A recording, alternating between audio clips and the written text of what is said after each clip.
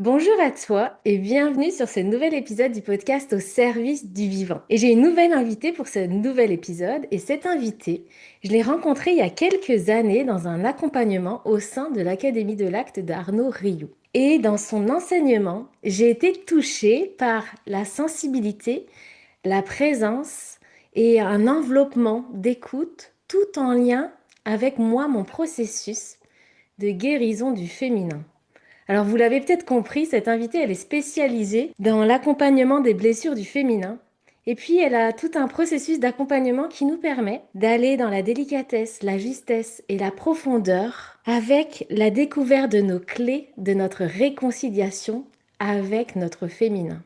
Alors quoi de plus vivant que d'être traversé par tout ce qui nous anime à l'intérieur de nous et ce féminin-là.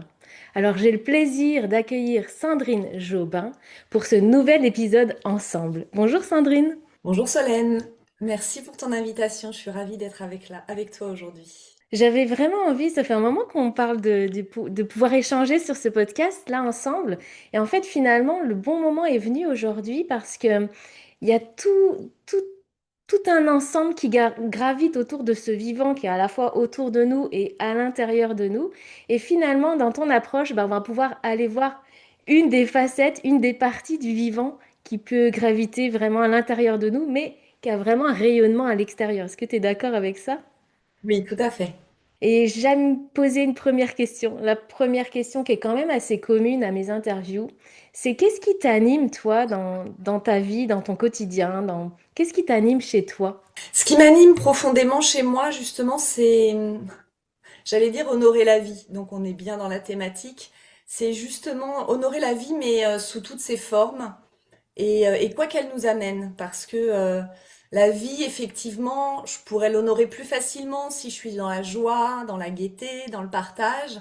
Et puis parfois, la vie, elle m'amène aussi effectivement des moments où il y a plus de challenge, où il y a plus de défis, où il y a plus de tristesse.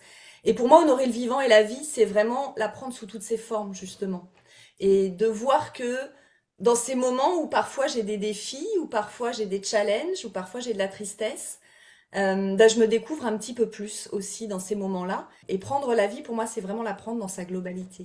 Hmm. Est-ce que tu as toujours eu cette notion d'honorer cette vie? Ou est-ce qu'il y a eu des moments ou des périodes où c'était pas du tout là-dedans, où tu as dû découvrir d'autres choses pour pouvoir encore mieux l'honorer? Oui, bien sûr. Oui, oui, je crois que justement, de par mon parcours, j'ai eu jusqu'à environ mes 35 ans à peu près, une période où justement j'étais pas dans la vie, mais plutôt dans la survie. Donc c'était comme si j'étais au-dessus de la vie. Enfin, je n'étais pas vraiment dans ce que je vivais. Je voulais surtout pas accueillir tout ce qui se passait de difficile en moi. Et j'étais comme un pilote automatique en fait. Voilà, comme une marionnette, comme un pilote automatique. Et pas du tout dans les ressentis corporels. Dès que j'avais des ressentis corporels, pour moi, c'était quelque chose de difficile, c'était quelque chose de douloureux, et je ne les aimais pas. J'aimais pas mon corps et j'aimais pas mes pensées, j'aimais pas tout ce que je vivais. Et toute cette période-là, j'étais pas dans le vivant. Alors, je faisais comme je pouvais, hein, bien sûr, mais j'étais plutôt dans la survie que dans la vie. Et tu vois, moi, ça me parle ce que tu dis, parce que c'est des traversées, tu vois, cette notion de ton corps, tes pensées, etc. Qu'est-ce qui fait qu'à un moment donné, tu as pu apporter de l'amour à ce qui était là, en fait? Et peut-être honorer le vivant, mais tu vois, moi, ça me parle d'amour à ce moment-là, de me dire, OK, c'est ça, j'en suis là, bah, il se passe ça, et comment je peux apporter de l'amour à ce qui se passe que aujourd'hui, je pourrais ne pas accepter finalement. Je sais pas si tu vois Mm. ce que je veux dire. Oui. Et je te remercie pour cette question, Solène. Tu vois, ça m'émeut. Et là aussi, peut-être qu'avant, j'aurais dit, oh non, non, faut pas montrer que ça m'émeut lors d'une interview, tout ça. Et au contraire, je crois que montrer que on est touché par certaines questions. Et quand tu parles d'amour, ce qui m'a donné le déclic de me connecter à la vie, c'est ma fille, c'est mes filles. Et plus particulièrement ma grande, parce qu'un jour où j'étais avec elle, elle était toute petite, et je lui racontais une histoire, mais j'étais pas là. J'étais en espèce de pilote automatique aussi à cet endroit-là. Je faisais comme je pouvais, hein, je l'aimais sincèrement, mais voilà. Et elle m'a dit comme ça, maman, c'est drôle, tu me racontes cette histoire, mais j'ai l'impression que t'es pas là. Et je crois que c'est cette cet enfant de 10 ans qui, avec ses grands yeux tout pleins d'amour, je me suis rendu compte qu'effectivement, je l'aimais, mais je l'aimais presque que en surface et que tant que moi, je m'aimais pas profondément, bah, je pouvais pas lui donner tout l'amour que je pouvais lui apporter. Enfin, je sais pas si je suis claire par rapport à ça. C'est comme si, voilà, j'étais mère et je faisais de mon mieux. Mais là, tout d'un coup, je me suis dit, waouh, l'amour, c'est encore autre chose. C'est vraiment le ressentir dans son corps, c'est vraiment le ressentir dans ses tripes, dans ses yeux.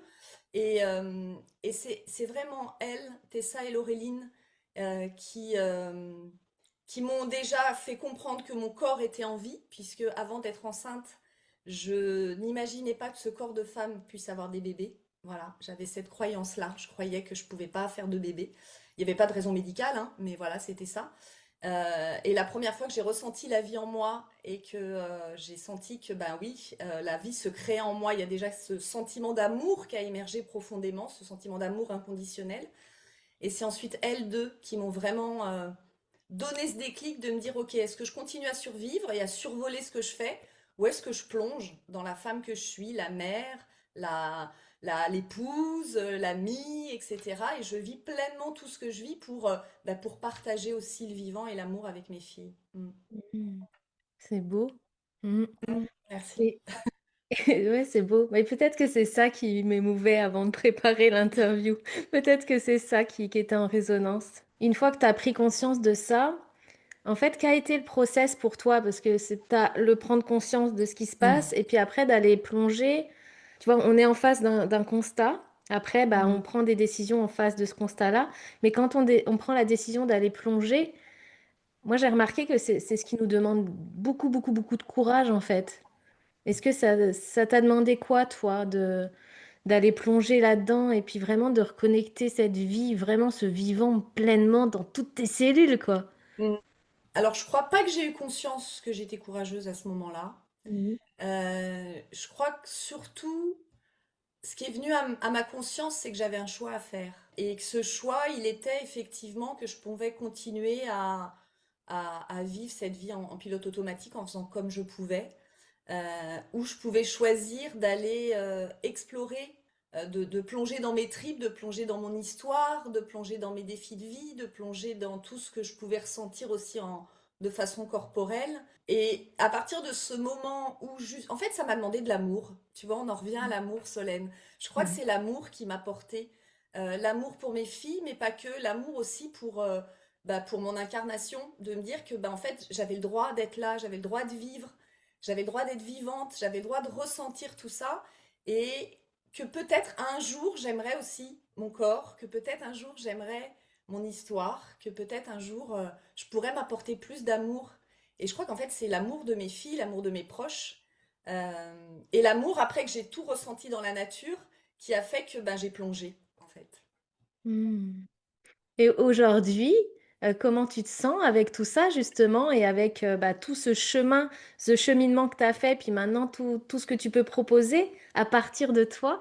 Comment tu te sens avec tout ça? Comment c'est pour toi? Je me sens euh, tout simplement dans la vie, c'est-à-dire qu'il y a des moments où je me sens pleine d'énergie, je sens que vraiment c'est mon chemin, je sens vraiment que je suis là pour aider les femmes, pour aider à la guérison du féminin, qui en a vraiment besoin, qu'il y a beaucoup de femmes qui se sentent démunies par rapport à leur histoire, par rapport à leur corps, par rapport à ce qu'elles ont vécu et par rapport aussi à ce qu'on peut leur proposer comme accompagnement.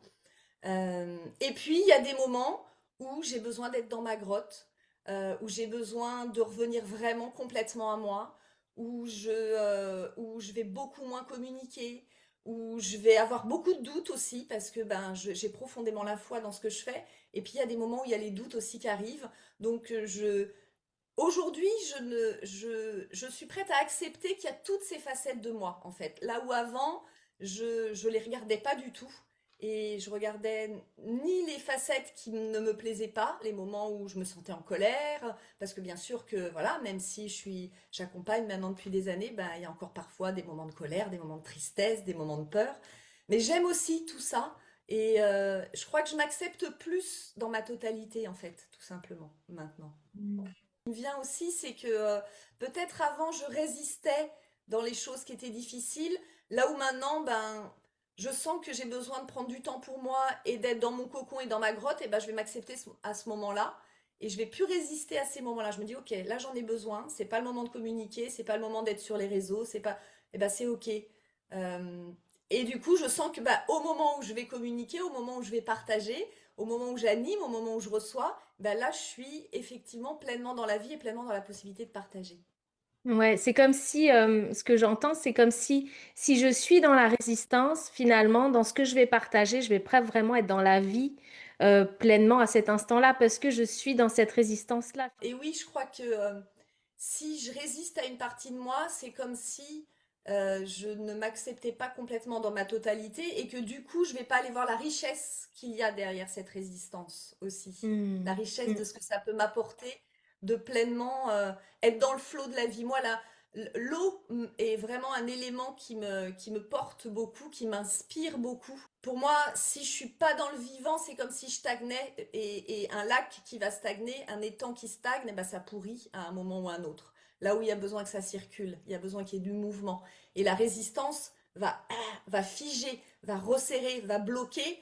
Et du coup, il y a un endroit où on n'est plus dans la vie. Il n'y a plus le flot qui fait, même si parfois le flot, c'est pas le grand torrent, c'est juste une toute petite rivière, Hmm. mais c'est ok aussi. Est-ce qu'on peut du coup enchaîner parce que je trouve que ça a vraiment un lien par rapport à cette féminité? Parce qu'il y a des moments, la féminité, on va aussi, pour certains ou certaines, être en résistance face à cette féminité qui peut nous amener dans certaines profondeurs dont on n'a pas vraiment forcément envie d'aller voir, ou dans certaines, presque même injonctions à certains moments de la société. Est-ce que tu crois qu'on peut un peu développer sur ce sujet-là par rapport à ça? Ça te dirait? Oui, bien sûr. Comment toi tu vois le fait qu'on puisse s'ouvrir à aller connecter notre féminité tout en se sentant en sécurité, d'aller la rencontrer? C'est venu Hmm. tout seul cette question. Euh, oui, je crois qu'effectivement, il y a deux, en tout cas pour moi, il y a deux prismes dans ce que tu dis, tu vois, par rapport à la féminité.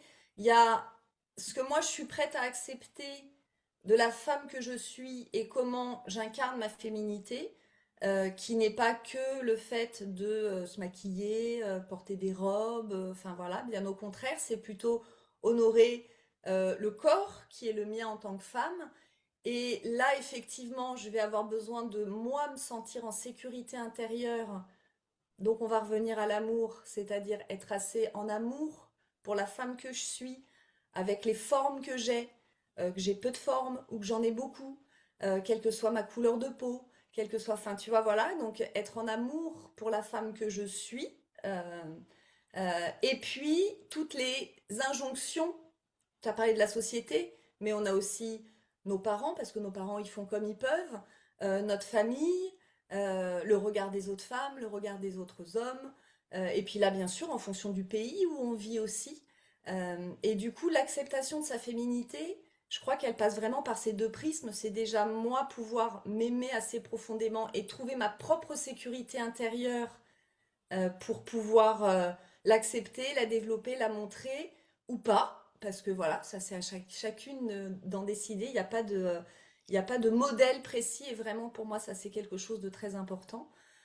Et puis après, on va avoir besoin en tant que femme d'aller voir aussi quelles sont les mémoires, quelles sont les injonctions, quelles sont les limitations, quels sont tout ce qui va du mental qui discute derrière nous et qui nous dit oh ben non, tu vas pas quand même t'habiller comme ça parce que quand tu es habillé comme ça, on voit trop ta poitrine ou oh là là et puis t'as vu les jambes que t'as, oh là là et puis une femme, voilà. Donc tu vois, il y a aussi tout ça derrière et je crois qu'on a besoin en tout cas pour moi d'aller explorer ces deux thématiques. Tu sais, je suis en train de repenser en même temps que tu me parlais d'aller voir. Moi, ça me parle dans ce sens-là aussi par rapport à la douceur qu'on peut s'apporter dans cette exploration. Notamment au niveau du féminin, tu vois, dans tout Mm. l'accompagnement qu'on a partagé, etc. Je sais que, en tout cas, dans mon expérience personnelle, je pouvais apporter beaucoup de douceur autour de moi, mais vis-à-vis de moi, de mon corps, de ma féminité, j'étais d'une violence extraordinaire, tellement Mm. forte. Et le fait de ramener de la douceur dans juste le fait de se réapproprier son corps, et ça m'a tellement parlé, tu vois, par rapport Mm. à ça. Est-ce que Je repensais aussi à... T'as pas mal voyagé aussi là. Mm. T'as fait pas mal de voyages. Est-ce que t'as vu vraiment aussi, c'est sûr qu'il y a des différences dans le fait d'aller aborder ce vivant et cette féminité dans les pays que tu as traversés, mais comment ça t'a parlé aussi par rapport à toi et ton accompagnement?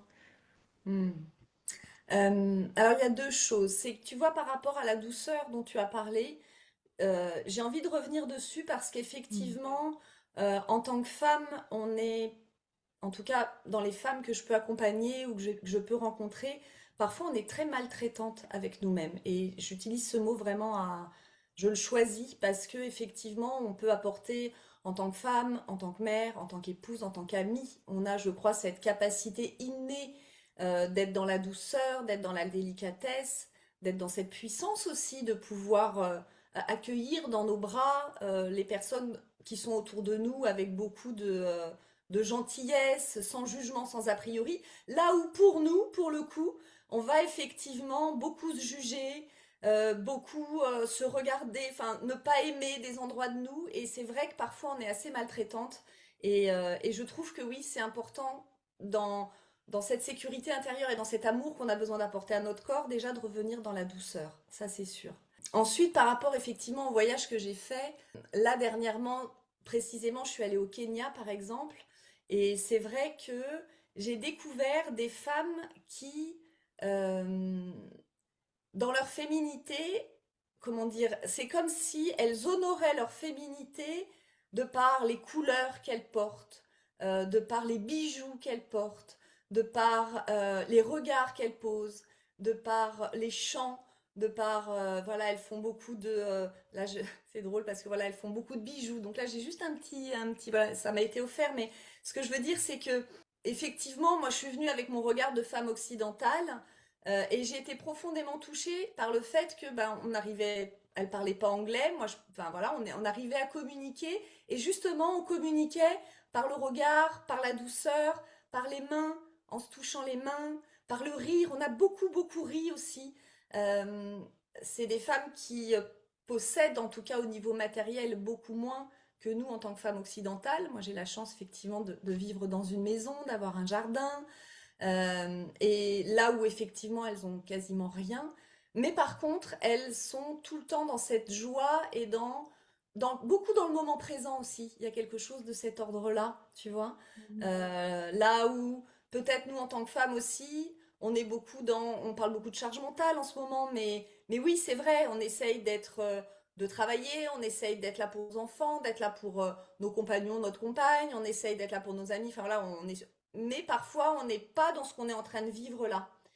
Et j'ai envie de dire, justement dans tout ce que moi j'ai envie d'apporter sur ce féminin et cette guérison du féminin, on a vraiment besoin en tant que femme aussi de revenir dans notre centre, de nous revenir dans notre foyer, de revenir dans notre ventre et de tout ce qui se passe dans notre ventre, parce que c'est de là que tout part, pour qu'ensuite on puisse être encore plus généreuse. Et je crois qu'elles sont profondément, moi ces femmes du Kenya, elles sont profondément en lien avec elles. Et en même temps, du coup, elles sont très généreuses dans le partage, tu vois, qu'on a pu avoir ensemble. Mm. Et le rire, on a ri, c'était tellement bon de rire. Là où parfois, je trouve que nous, alors c'est vrai qu'on est aussi pollué, hein, parfois par les réseaux sociaux, par voilà tout ce qui, moi en tout cas, je sens m'aspire aussi un petit peu vers le bas au niveau des nouvelles et parfois ce monde chaotique dans lequel on peut vivre. Euh, et oui, retrouver cette légèreté, ce rire, ça m'a fait beaucoup, beaucoup de bien. C'est magique parce que on voit à quel point, tu vois, notre charge mentale, toutes les choses en fait qu'on pose avec notre mental finalement nous gardent un peu dans une espèce de superficialité. J'étais en train de voir le mot.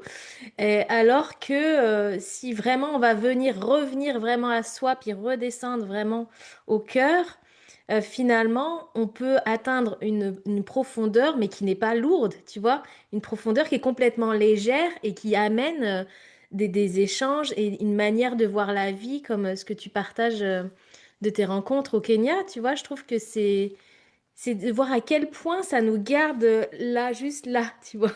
Oui. Tout ce qui vient nous polluer ou autre, ou toutes les choses qu'on a à faire, soit. Mais quand on Mm. revient en bas, finalement, on va remettre aussi de la priorité et un sens peut-être à ce qu'on souhaite faire, ou développer, ou réaliser. C'est quoi pour toi? Je crois qu'il y a effectivement le fait que on reste dans quelque chose de plus, j'aime bien. Alors je sais pas si c'est dans le brouillard, on n'est pas dans le brouillard, mais en tout cas on reste sur quelque chose de plus mental. Il faut faire ci, il faut faire ça. On met, alors il y a effectivement, comme je te disais, tout ce qui se passe autour de nous, voilà, et dans le monde, mais il y a aussi tout ce que nous on a vécu en tant que femmes. Parce que ben si on est mère, ben est-ce qu'on a vécu un accouchement naturel et que tout s'est bien passé ou est-ce qu'il y a eu des difficultés? Est-ce que on vit une ménopause, périménopause? Tout ça, c'est dans notre ventre, mais ça se voit pas.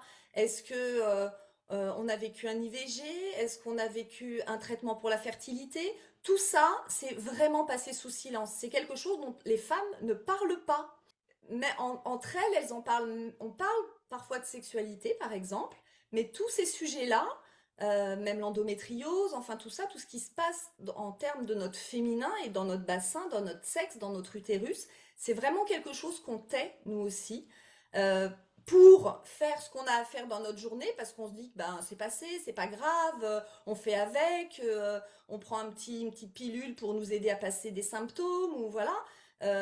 Mais je sens moi profondément que on peut aussi déjà honorer vraiment notre vécu et ce qu'on a vécu et justement ne pas passer sous silence pour oui plonger dans nos profondeurs. Et je suis d'accord avec toi, c'est qu'on n'est pas obligé de le faire avec du pathos, on n'est pas obligé de le faire avec le drama, on n'est pas obligé de que ce soit lourd, bien au contraire. On peut plonger dans nos profondeurs et accueillir toutes nos blessures, qu'elles soient physiques, émotionnelles, psychiques, et justement honorer tout ce qu'on a vécu ou tout ce qu'on est en train de vivre pour se dire, bah, mon corps il vit ça, bah, je l'aime aussi avec ça. Et du coup, si moi je suis plus en lien avec ben, ces blessures, avec ces défis, bah, je vais pouvoir aussi beaucoup plus accueillir les autres dans tout ce Mm. qu'ils vivent. Je crois qu'il y a quelque chose de plus, j'ai envie de dire presque honnête, je ne sais pas si c'est le mot, mais tu vois, il y a Mm. d'honnête vis-à-vis de soi hein, aussi, hein, tu vois. Oui, mais moi, ça me parle bien, cette honnêteté, tu vois, envers soi. Puis du coup, derrière, bah, c'est beaucoup plus... Alors, j'ai le mot vrai qui me vient dans les Mhm. relations, où quand je peux accueillir, je l'accueille vraiment. Je l'accueille pas juste, ah, ok, c'est vraiment, même si je peux pas me mettre dans tes souliers, de vivre ce que tu vis à l'instant, ce que tu ressens à l'instant, ça t'appartient, mais en tout cas, je peux accueillir, je peux être là, je suis vraiment dans cette écoute-là. Et pas juste, ok, j'entends d'une oreille et puis c'est bon, ça t'a fait du bien, puis on part à autre chose. Vraiment, cette présence, finalement, elle est encore Mm. plus juste, tu vois, je trouve. Oui, et je crois que cette présence, je te rejoins complètement Solène, parce que tu vois, moi je crois que cette présence, j'ai pu la voir, de me dire je suis en capacité de tout entendre quand des femmes me parlent. Je veux vraiment un espace sécurisé où tout peut être entendu, tout peut être dit, chaque histoire peut être dit, chaque blessure peut être accueillie, mais je crois que ça j'ai été en capacité de le faire parce que je l'ai fait pour moi avant. Mm. Parce Mm. que j'ai plongé pour moi avant, parce que j'ai senti ce que ça faisait d'accueillir. Moi, j'ai vécu une césarienne en urgence, alors c'était pour que ma fille, ma première fille, puisse venir au monde en vie, en toute sécurité. Donc c'était normal, le corps médical a eu complètement raison, et voilà. Sauf que j'ai vécu cette césarienne de façon très difficile, dans ma chair déjà, dans aussi ce que je me faisais croire d'être une mère, d'avoir pas pu la mettre au monde de façon naturelle, dans tout ça. Donc, et ma fille a 22 ans maintenant, hein, donc j'ai débugué, j'appelle ça débuguer au fur et à mesure, toutes les pensées limitantes que je pouvais avoir, les injonctions que je me disais d'être une bonne mère, etc. Et puis il a fallu aussi que moi j'aille plonger dans mon corps et dans les souffrances que j'avais vécues, parce que voilà, une césarienne, c'est pas anodin non plus, pour qu'ensuite, bah, je me dise oui, c'est mon parcours de vie, et si moi je m'aime profondément à cet endroit-là, et que j'ai aussi de la joie de me dire que j'ai pu le vivre comme ça. Aujourd'hui, j'ai de la joie et du plaisir et de l'amour pour la femme que je suis. Ben, c'est ça aussi qui fait que, ouais, je crois que je suis en capacité de pouvoir accueillir chacune et chacun dans tout ce qu'il vit profondément. Mm. En fait, c'est aussi en lien avec bah, comment tu t'autorises à transformer ce vécu-là. En fait, en soi, ça reste ton vécu, c'est un fait, ça s'est passé de cette manière-là. Ça a été peut-être vécu de manière hyper difficile à un moment donné ou souffrant, mais aujourd'hui, et en fait, en fur et à mesure de ces débugages, comme tu dis, Mm. ça t'a permis aussi d'aller voir autre chose, autre chose ou de le transformer dans ta manière de le voir, c'est ça? Je pense qu'il y a un autre truc, mais j'arrive pas à voir le mot. Je crois que le fait de moi profondément plonger c'est vrai que moi, ma façon d'accompagner et d'accueillir les femmes qui viennent, c'est toujours, je dis toujours, ce qui s'est passé, c'est passé. On ne pourra pas revenir dans le passé. La souffrance qui a été vécue à ce moment-là, qu'elle soit physique, émotionnelle ou psychique, elle s'est passée. Aujourd'hui, comment je le vis moi? Comment moi je peux, avec la femme que je suis aujourd'hui, pouvoir accueillir ces blessures du corps ou émotionnelles, pouvoir effectivement les transformer, parce qu'aujourd'hui, je peux avoir une autre grille de lecture sur ce que j'ai vécu. Quels sont les enseignements que je peux en sortir aussi, puisque j'ai peut-être des choses à apprendre sur moi avec ce que j'ai vécu. Et puis surtout, c'est une histoire, et tu vois, je reviens à ce que tu disais, d'être un peu en superficialité. C'est même peut-être pas être en la superficialité, c'est comment je ne passe pas sous silence la femme que je suis dans son corps, dans ses blessures, dans son rapport à l'homme, dans son rapport à la femme, comment je ne passe pas sous silence, oui, ces défis que j'ai pu vivre, parce que Mm. c'est pas anodin, que ce soit un accouchement difficile, encore une fois, que ce soit un traitement pour la fertilité, ou que ce soit tout ce qu'on vit dans notre corps à ce moment-là, on le fait pour avoir un enfant, ou on le fait pour être en lien avec son amoureux ou son amoureuse, ou on le fait, voilà, mais on n'a pas à passer sous silence toutes ces douleurs en fait qu'on Ouais. vit profondément. Et je crois qu'on en revient aussi à cette honnêteté, c'est-à-dire que j'accepte honnêtement que mon corps il vit ça. Et si j'entends sa parole, alors le corps il parle comment? Il parle en termes de sensations, puisque lui il n'a pas de bouche, il n'a pas de SMS à nous envoyer. Je dis toujours ça. Donc lui le corps il va parler en termes de ressenti, en termes de sensations corporelles. Donc comment j'entends en termes d'image aussi, parce que notre esprit peut nous envoyer des images. Donc comment j'accueille ces images-là, comment j'accueille ces sensations-là pour entendre les messages de mon corps et du coup revenir dans le vivant. On peut peut-être ajouter, tu me dis si tu es d'accord ou pas, c'est qu'en fait, quand ça vient se déposer, c'est que c'est prêt à être déposé et à aller être visité. Oui, ben, je crois que il y a le moment, il y a à un moment c'est juste, on sent que c'est le moment pour nous, pour moi, d'aller explorer voilà ce que je rencontre. Et je crois qu'il y a aussi bah, les rencontres qu'on fait en fonction des rencontres qu'on va faire avec les personnes qui sont toujours opportunes, je dirais. C'est-à-dire que ben, je vais rencontrer telle femme, tel homme qui va me parler d'un film, d'un livre, d'un accompagnement. Et moi, je suis très à l'écoute justement de tous ces signes du vivant invisible, on pourrait dire, voilà, un podcast, une émission, voilà, une personne, une discussion avec quelqu'un qui va me faire dire, ok, est-ce que là, c'est le moment, est-ce que ça me parle, est-ce que ça me touche, Euh, est-ce que c'est le moment? Et oui, il y a des moments où c'est vraiment le moment de plonger. Et quand c'est le moment de plonger, ça se fait souvent beaucoup avec de la douceur, avec beaucoup de simplicité aussi. Il n'y a pas besoin enfin en tout cas pour moi, de choses très très Mm. compliquées quand la personne est prête. Et souvent, même si ça fait très longtemps, ça peut se débugger très vite. Parce que c'est vrai, et ça j'ai envie tu vois, de l'échanger avec toi, c'est que c'est pas parce que ça m'est arrivé il y a très longtemps, c'est pas parce que je porte une blessure depuis très longtemps que je vais avoir un temps très très long pour pouvoir transformer, apaiser, libérer tout ça. Bien au contraire, je crois que, en tout cas pour moi, ce que je sens et ce que j'ai vécu, et je le vois quand j'accompagne, c'est quand je suis prête que ça se fait. Et ça peut se faire très rapidement. Ouais, je suis vraiment d'accord avec ça. Je suis d'accord avec ça et aussi avec cette vraiment notion de douceur, tu vois, sur le parcours qu'on a fait ensemble. Donc nous, on a fait la première année ensemble et la deuxième année. Mais en tout cas, ça a commencé à se débugger au tout Mm. début. Et même si dans le parcours des 2 ans, il y a eu pas mal de choses, il y a toujours eu beaucoup euh, de temps pour accueillir ça et en même temps de douceur. Et en même temps, j'ai vraiment pris conscience à un moment donné que j'étais pas obligée de plonger dans un chaos, en fait. Et là, au tout début, c'était, oh, je suis dans un chaos. Et il y a une amie qui m'a dit, oh, j'ai l'impression que quand tu es dans le chaos, toi, c'est soit tout ou soit rien, tu vois.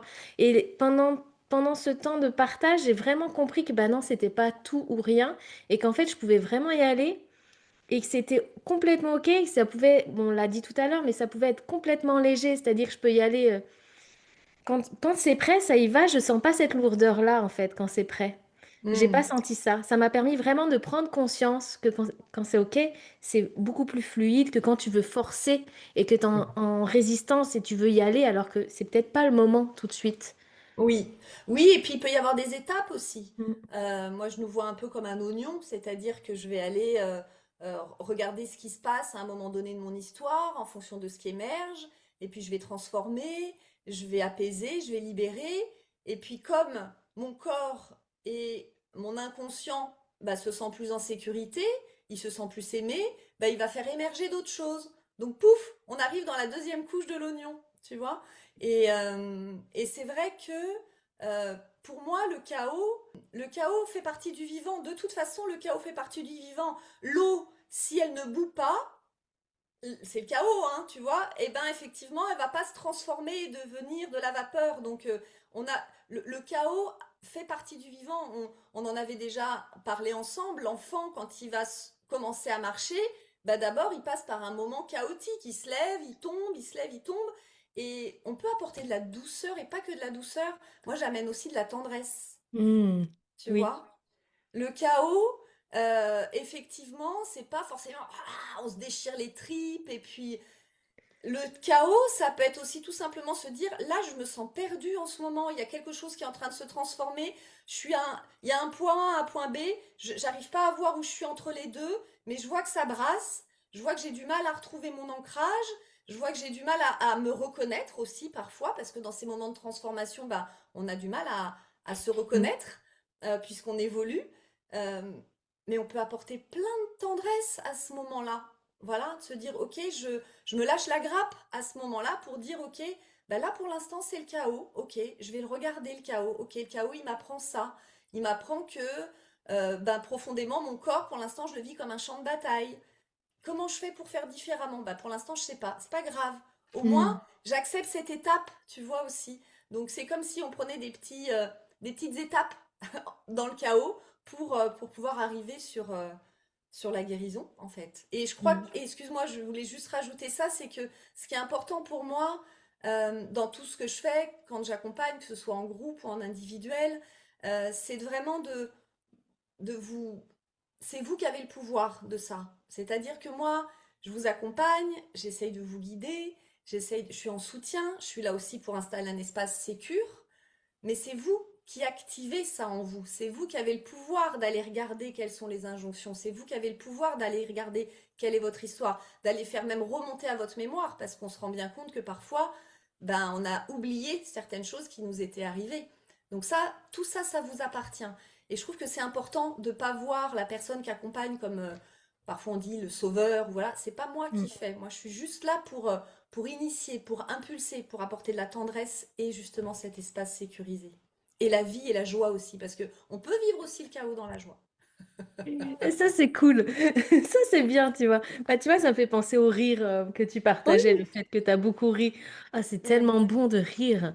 Oui. Mm, mm, mm, Waouh, merci pour tous ces partages-là. Est-ce que tu pourrais nous parler un peu plus en détail de ta dernière proposition? Parce que ta dernière proposition d'accompagnement, là, elle vient vraiment, vraiment aller dans cette mm, base-là. Est-ce que tu aurais envie de nous en parler un petit peu pour que les gens ils puissent un peu imager peut-être, ou tu vois, voir un petit peu, mm, voir comment ça pourrait leur correspondre ou pas, mais en tout cas d'aller vraiment se poser quelques instants avec ça. Pour toi, est-ce que mm. tu es OK? Oui, bien sûr. Et ben, c'est vrai que bah, ça fait plusieurs années, hein, ça fait plusieurs années que j'accompagne les femmes, les blessures du féminin, la guérison du féminin. Et vraiment, il y a quelque chose qui a émergé très fort pour moi. Et ça a émergé d'ailleurs pendant mes voyages, c'est-à-dire que j'étais en Mongolie. Et en Mongolie, il y a quelque chose que j'ai vécu de très... c'est un pays en tout cas que pour moi j'ai vécu de très yang, c'est-à-dire il y avait beaucoup de chaleur, il n'y avait pas d'eau, moi qui ai besoin d'eau tout le temps, il y avait quelque chose de... Et vraiment, j'ai senti que mon corps se resserrait beaucoup. Et tout d'un coup, alors, c'est là où on se dit que voilà, ça émerge aussi à la conscience quand c'est le moment juste, c'est que vraiment, en fait, tout ce qui se passe pour la femme, c'est dans son bassin que ça se passe. C'est dans son utérus, c'est dans son sexe. C'est-à-dire que même les mémoires, les non-dits, les silences, alors il y a bien sûr toutes les blessures physiques, mais il y a aussi tout ce qui est émotionnel, ça s'engramme à cet endroit-là. C'est-à-dire que moi j'ai senti, et vraiment ça a émergé en moi, c'est que si on ne prend pas soin de notre bassin, de notre sexe, de notre utérus, et quand je dis soin, c'est aussi si on n'y met pas de la conscience, si, si on ne sent pas que lorsque, par exemple, je suis très énervée, alors oui, je me rigidifie là, mais je vais peut-être avoir du mal aussi, je vais avoir mal aussi au ventre. Tout ça, ça va s'engrammer à cet endroit-là. Et c'est vrai que en tant que femme, euh, on est quand même peu accompagné. Alors le corps médical fait comme il peut, et c'est déjà très bien, hein, tout ce qui est fait, voilà, dans la médecine, je dirais traditionnelle.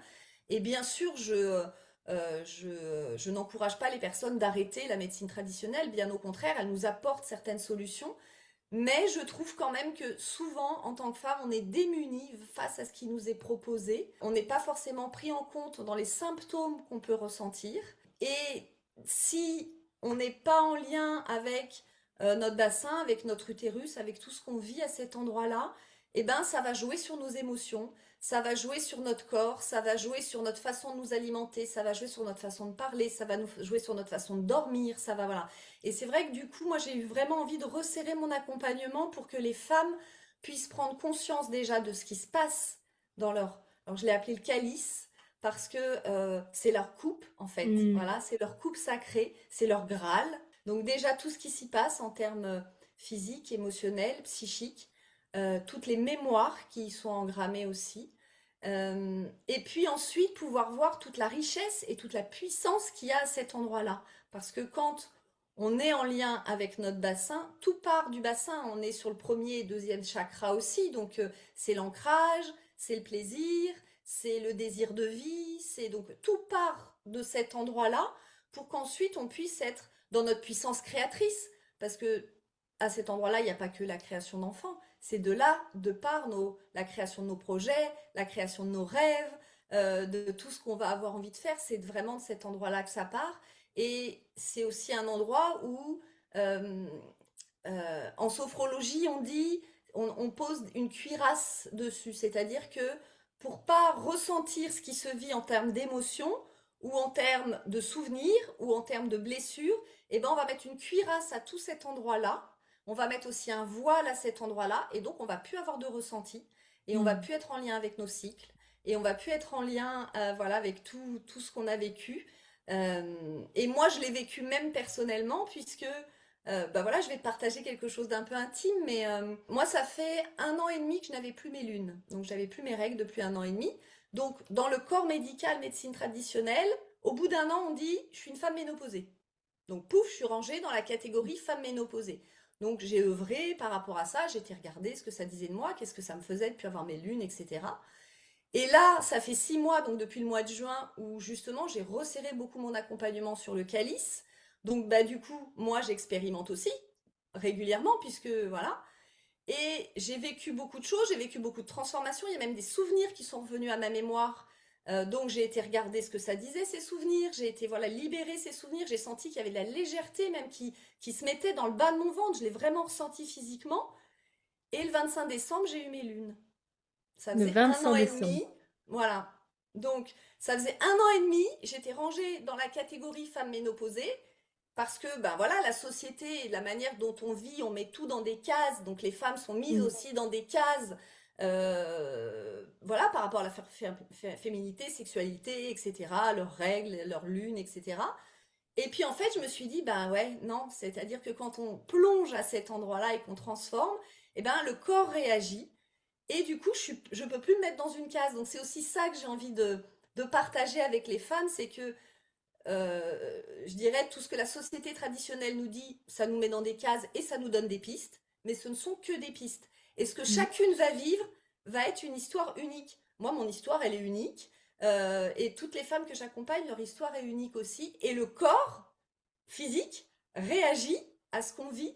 Et j'ai vraiment vécu ça comme un grand nettoyage aussi. Je savais tout ce que j'avais transformé. Et donc, j'ai vécu cette période-là de ma vie et tous ces 5 jours que j'ai vécu, bah, je l'ai vraiment vécu, je l'ai accueilli vraiment comme voilà, un nettoyage, comme une reconnexion, comme voilà. Et je sais pas ce qui va être ensuite, mais c'est aussi ça le vivant, tu vois. C'est Mm. pas se dire, ah bah mince, il m'arrive ça, et puis du coup, ça veut dire quoi? Je m'en fous en fait, ménopausée ou pas ménopausée, on s'en fiche.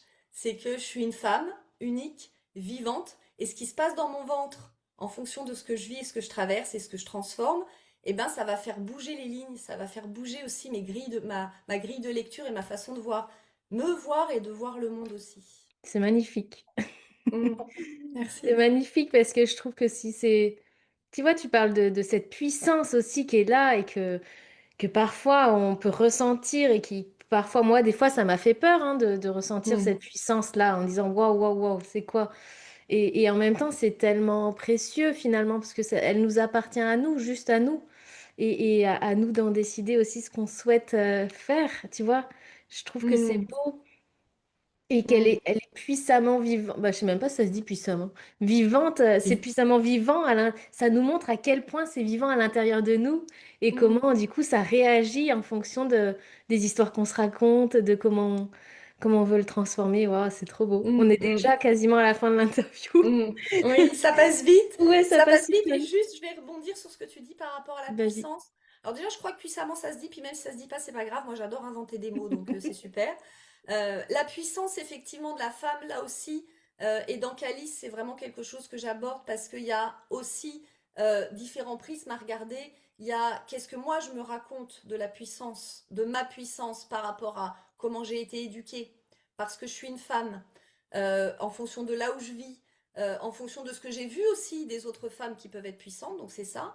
Et puis de ce que je ressens, parce que quand je commence à ressentir ma puissance, mon désir, qui n'est pas que le désir sexuel, hein, qui est aussi le désir de vie, le plaisir, qui n'est pas que le plaisir sexuel, mais qui est aussi le plaisir de vie, quand ça s'active profondément en moi, bah effectivement, il peut y avoir aussi les injonctions de qu'est-ce que les autres vont penser. Je me relie à cette puissance. Tout d'un coup, il y a quelque chose qui se transforme en moi. Comment les autres vont accueillir ça? Quel regard ils vont avoir sur les autres? Il y a ma propre peur de ma puissance, mais il y a aussi de tout ce qu'il va y avoir autour de moi. Et je crois que là encore, plus on va s'accepter dans notre transformation, plus on va s'accepter dans notre puissamment vivante, puissamment reliée à notre ventre, bah plus on va pouvoir accueillir le monde dans sa totalité et aussi dans le chaos et dans voilà tout ce qu'on peut voir en ce moment qui est enfin voilà qui est assez difficile à vivre, je l'avoue. Enfin voilà, c'est quand je suis spectatrice de certaines choses qui se passent dans le monde, là où je peux pas agir, cette phrase qui revient où voilà, donne-moi le courage de changer ce que je peux changer, la sagesse d'accepter ce que je ne peux pas changer et le discernement de faire l'un ou de voir la différence entre l'un et l'autre. Moi, ce que je peux changer, c'est accompagner les femmes à se reconnecter à leur corps, à leur calice, à leur puissance, à l'amour d'elles-mêmes ou parfois au désamour, et c'est ok aussi. C'est là où moi je peux agir, même si je Mm. suis touchée par ce qui se passe dans le monde et je peux pas agir à cet endroit-là. Alors, j'adhère à des associations pour les femmes, j'adhère, enfin tu vois, je fais comme je peux, mais effectivement, j'essaye de ne pas me laisser non plus aspirer par le chaos ambiant pour pouvoir me mettre en lien avec ma puissance et me dire que ben, ce que moi je vis dans mon chaos, ça va transformer qui je suis. Mm. Et ça va me permettre d'accompagner les femmes qui se transforment aussi. C'est beau. Merci, Merci à merci à toi pour toi. ce partage. Je suis persuadée que ça va beaucoup parler parce que finalement, même si on parle d'expérience personnelle, tu vois, on retrouve aussi cette singularité universelle, tu vois, à partir de ma propre expérience, comment ça résonne chez les histoires des unes et des autres. Et je trouve ça magique. N'hésitez pas à partager aussi comment ça vous parle, à quel endroit ça vient vous toucher, qu'est-ce qui fait que du coup, ça vous attire le fait d'aller tranquillement voir, ramener de la douceur, de la tendresse. Tu vois, au début de l'épisode, je disais, j'ai beaucoup aimé ta manière d'envelopper, mais en fait, c'est cette tendresse, tu vois, ça m'a fait le lien avec Mm. cette tendresse qui t'enveloppe dans ce que tu peux accueillir, ce que tu accueilles juste de ce qui est là pour aller découvrir après avec Calice, ton propre Oui, Calice. Mm. Où est-ce oui. qu'on peut te retrouver pour connecter avec toi? On peut me retrouver sur les réseaux sociaux, sur Mm. Instagram et sur Facebook à Sandrine Jobin, tout Ok. simplement. Ensuite, j'ai un site internet aussi qui est en pleine remise à jour. Ok. Donc voilà, puisqu'il y a beaucoup de changements. Voilà, c'est essentiellement sur ces réseaux-là que vous pouvez me retrouver, où vous pouvez avoir des informations et où vous pouvez me communiquer ou voilà, ou prendre contact avec moi. Mm. Ok, de toute façon, on va mettre tous les liens en bas de l'épisode, donc vous allez pouvoir retrouver ces liens-là pour cliquer directement et aller connecter avec Sandrine si cela vous donne l'envie, le plaisir d'aller découvrir ton approche. Merci Sandrine, c'était vraiment chouette, c'est passé super vite ce temps toutes les deux et puis je trouve que ça, moi, ça m'a encore enrichi, puis j'ai compris un petit peu en préparant cet épisode. J'avais une émotion quelque part et je savais pas trop d'où elle venait, j'étais juste en train de la traverser. Et puis au fur et à mesure qu'on a discuté, tu vois, ça c'est venu se déposer tranquillement.